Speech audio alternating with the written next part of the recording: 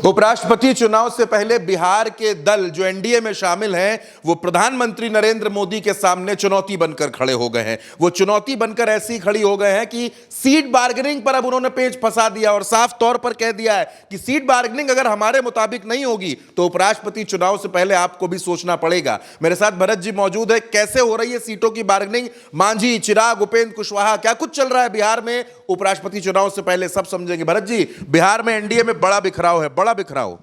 देखिए चंद्रकांत जी, सबसे पहले आपकी स्क्रीन के ऊपर सबसे बड़ी खबर जो आज के अखबारों ने छापी है, और ये छापा है कि नीतीश कुमार हमेशा बिहार के भीतर बड़े भाई बने रहना चाहते हैं और ये मॉरल विक्ट्री चाहते हैं कि हम आपसे ऊपर हैं। और इसीलिए ये खबर छप रही है, एक में नहीं कई अखबारों में यह खबर छप रही है कि बीजेपी से एक सीट ज़्यादा चाहिए। भले एक ज़्यादा चाहिए लेकिन एक ज़्यादा चाहिए। और बिहार एनडीए के अंदर खींचतान जारी, बड़े भाई की भूमिका में रहेगी नीतीश की पार्टी। और ये क्यों हो रहा है चंद्रकांत जी? ये इसलिए हो रहा है कि भारतीय जनता पार्टी ने अभी लोकसभा के चुनाव के भीतर नीतीश कुमार से एक सीट ज़्यादा ली थी। 17 पे ये लड़े थे, 16 पे ये लड़े थे, लेकिन अब नीतीश कुमार ये चलने नहीं देना चाहते हैं। और ख़ास तौर पर उस समय पर जब भारतीय जनता पार्टी बुरी तरीके से फंसी हुई है, वो उसी समय ये निर्णय चाहती है कि आप हमको निर्णय करके बताओ कि हम लड़ेंगे कितने पर। कुछ दिन पहले अखबारों में एक रिपोर्ट लीक करवाई गई थी कि भाई हम 101 पर लड़ेंगे, आप 102 पर लड़ेंगे, फलाने 100। जब इसको पता कराया गया कि क्या ये सीट शेयरिंग सही है, यही सीट शेयरिंग होगी क्या, तब ये मालूम चला कि नहीं, ये सीट शेयरिंग भाजपा की तरफ से ऑफिशियल नहीं है। अखबारों ने छापा है, कहाँ से छापा है भगवान जाने कहाँ से छापा है। अब मसला यह है कि उपराष्ट्रपति चुनाव से पहले भारतीय जनता पार्टी के साथ बार्गेनिंग का जो मामला है वो सिर्फ और सिर्फ नीतीश कुमार ही नहीं कर रहे हैं। जीतन राम मांझी और चिराग पासवान भी उतर आए हैं और चिराग पासवान और जीतन राम मांझी के बीच करारी फाइट शुरू हो गई है, क्योंकि जो चिराग पासवान का वोट बैंक है वही वोट बैंक लगभग मांझी का भी है और वही वोट बैंक लगभग नीतीश कुमार का है। तो अब चिराग पासवान ये चाहते हैं कि उनको लगभग 70 सीटें दी जाएं अगर भारतीय जनता पार्टी उनको अपने साथ रखना चाहती है। और उन 70 सीटों में कुछ ऐसी सीटें हैं जो नीतीश कुमार की सीटें हैं, वो सीटें भी मांग रहे हैं जो नीतीश कुमार के पास में हैं। और इसलिए पेच और तगड़ा फंस गया है कि भाई जो करना है वो उपराष्ट्रपति चुनाव से पहले हमको बताइए। और ये कहा जा रहा है, और भारतीय जनता पार्टी की तरफ से सूत्रों के हवाले से खबर है, कंफर्म नहीं है, ये खबर है कि 9 तारीख के बाद इन्होंने तारीख दी है कि 9 तारीख के बाद हम आपसे मिलेंगे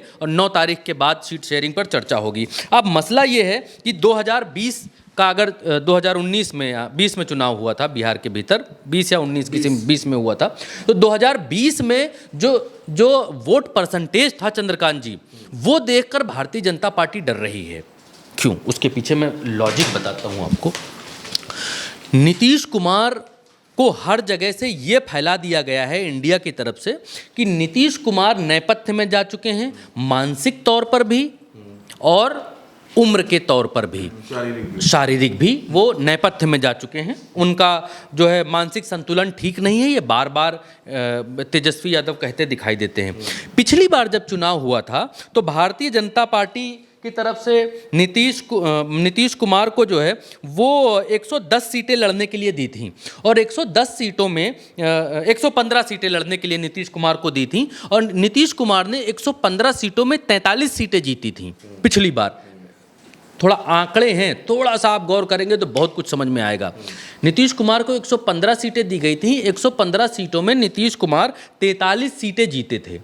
43 जब भारतीय जनता पार्टी पूरी जवानी पर थी, जब नीतीश कुमार के लिए इतना गुस्सा नहीं था, जब नीतीश कुमार का जो है मानसिक संतुलन, मैं वो वर्ड यूज़ कर रहा हूँ, ऐसा नहीं था जैसा आज है वैसा नहीं था। तब वो उनका जो है चीज़ें बहुत अच्छे से काम कर रही थी, तब पूरे वो अपने चैतन्य अवस्था में थे, तब उन्होंने 43 सीटें जीती थी 115 में।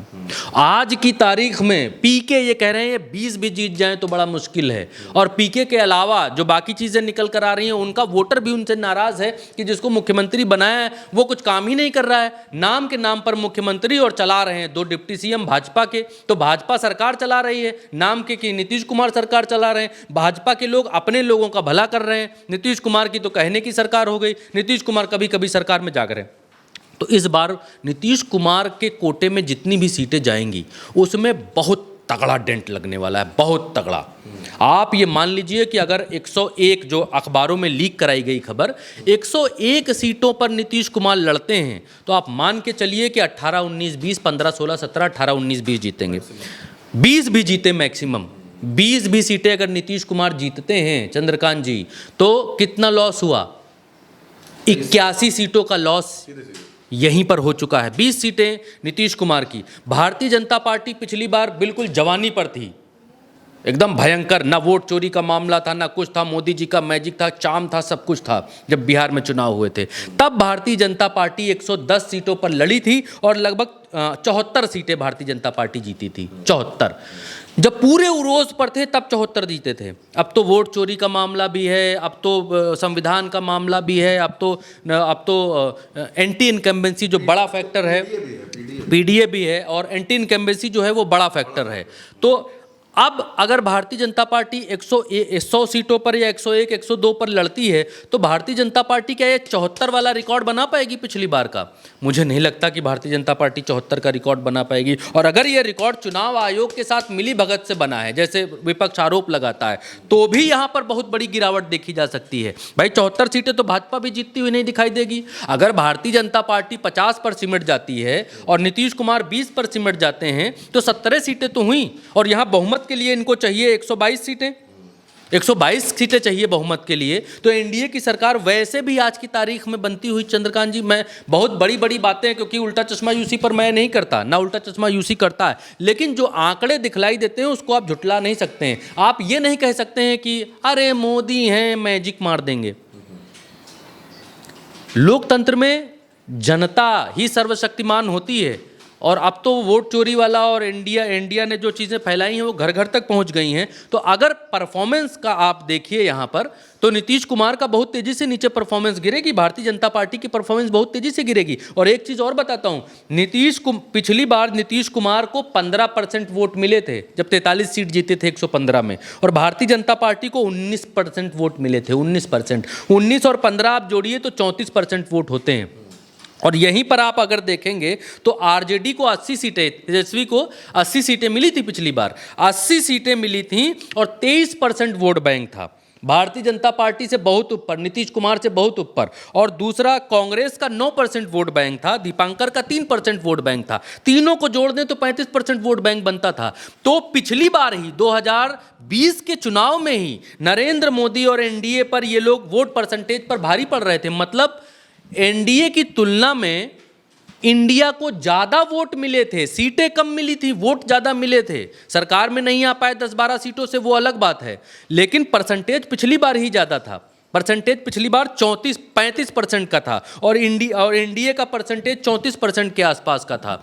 तो परसेंटेज के हिसाब से तो पिछली बार ही जीत गए, लेकिन इस बार जिस तरीके से गिरावट देखी जा रही है वो बड़ी मुश्किल है। और इसीलिए नीतीश कुमार परेशान है, इसीलिए चिराग पासवान भी परेशान है। चिराग पासवान की परेशानी अलग है कि नीतीश कुमार और जीतन राम की सीटों में उनको सीटें बांटनी है, आपस में लड़ाई ज़्यादा है। और जीतन राम परेशान इसलिए क्योंकि उनको 40 सीटें चाहिए। वो भी भविष्य देख रहे हैं, भविष्य वक्ता हैं, भविष्य देख रहे हैं। उनका क्लियर कट कहना है कि भाई जब 40 पर हम लड़ेंगे तभी तो 20 जिता पाएंगे, और जब 20 जिता पाएंगे तो ही सत्ता में खुर्द बुर्द करने की स्थिति में आ पाएंगे। और खुर्द बुर्द का मतलब क्या होता है? मतलब यह है कि अगर इधर की बन रही होगी तो इधर बार्गेनिंग करने की स्थिति में आ पाएंगे, उधर की बन रही होगी तो उधर की बार्गेनिंग करने की स्थिति में आ पाएंगे। तो जीतन राम मांझी अलग मांग रहे हैं 40 और चिराग पासवान अलग मांग रहे हैं। तो चीज़ें जो है बिहार के भीतर एनडीए के लिए बहुत ज़्यादा अनबैलेंस्ड हो गई हैं और भीतर खाने एनडीए के भीतर कटौंझन मची हुई है चंद्रकांत जी। और अगर चिराग पासवान को 70 सीटों के आसपास सीटें नहीं देते हैं,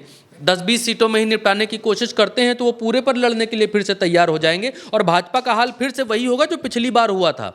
23% पर आकर सिमट गए थे पिछली बार सब मिलकर, और अगर इस बार 23% पर आकर अगर पिछली बार सिमट गए थे, 34% पर सारे लोग आकर सिमट गए थे और भाजपा को सिर्फ 19% वोट मिले थे पिछली बार, तो इस बार तो और हाल बुरा होने वाला है। तो इसलिए उपराष्ट्रपति चुनाव से पहले दबाव की राजनीति चल रही है, और अगर कुछ कोर आश्वासन नहीं मिलता है तो 5 सांसद चिराग पासवान के पास हैं, और मांझी खुद भी सांसद हैं। नीतीश कुमार के पास 12-13 सांसद हैं। तो कुछ ना कुछ तो मन बना ही सकते हैं, क्योंकि ये चुनाव में वोट कहाँ पड़ेगा, किधर जाएगा, किसी को मालूम नहीं है।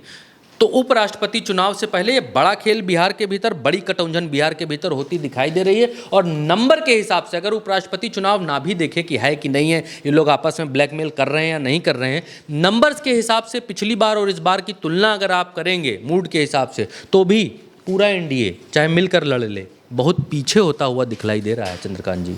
तो बिल्कुल ये दबाव की राजनीति है। अब मांझी और चिराग मिलकर कितना दबाव बना पाएंगे, नीतीश कुमार बड़े भाई की भूमिका में रहेंगे कि नहीं रहेंगे, और उपराष्ट्रपति चुनाव से पहले मची हुई ये जो लड़ाई है, ये जो जंग है, ये भारतीय जनता पार्टी का कितना नुकसान करेगी, ये भी बहुत जल्द साफ हो जाएगा।